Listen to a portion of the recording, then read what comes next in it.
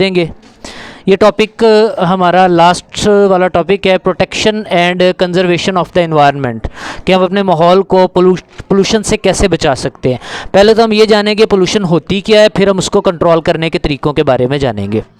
Pollution जान लीजिए पहले क्या होती है। कॉन्टिमिनेट्स होते हैं जिन्हें आप कॉन्टिमिनेंट्स कहते हैं, नकारा मादे होते हैं, आलूदा मादे होते हैं, पोल्यूटेड चीज़ें जो हैं, चीज़ों को आलूदा करने वाले जो मादे होते हैं उन्हें आप कहते हैं कॉन्टिमिनेंट्स।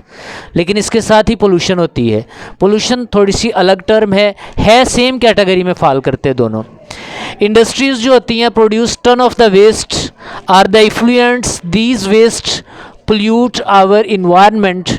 तो इंडस्ट्रीज से टनों की तादाद में कूड़ा करकट जो है वो निकलता है, जिससे आप वेस्ट प्रोडक्ट्स कहते हैं, जो हमारे माहौल को आलूदा कर रहा है।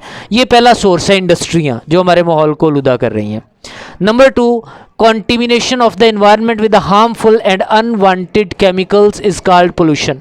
अगर माहौल के अंदर कोई अनवांटेड केमिकल्स शामिल हो जाते हैं, कोई आलूदकार शामिल हो जाते हैं, तो उसे आप क्या बोलते हैं बेटा? उसे आप कहते हैं पोल्यूशन।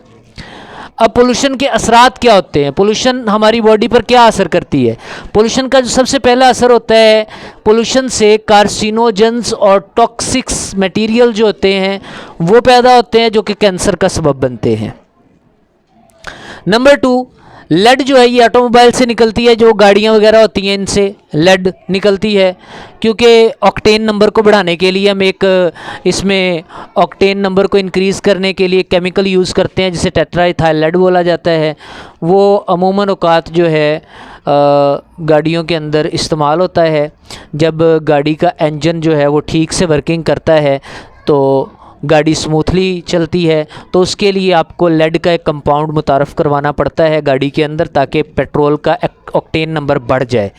तो लेड का कंपाउंड देने से क्या होता है कि जब ऑटोमोबाइल में बर्निंग होती है पेट्रोल की तो या डीज़ल की, तो उससे फिर जो लेड पैदा होती है वो लेड माहौल में एक्सपेल हो जाती है, जिसकी वजह से कैंसर होने का ख़तरा होता है अगर वो इनहेल करते रहें, बॉडी के अंदर लेते रहें। तो क्रोमियम जो है ये टैनरीज से निकलती है। टैनरीज कहते हैं चमड़े की इंडस्ट्री को, तो उसके भी काफ़ी नुकसान होते हैं हमारी सेहत के ऊपर।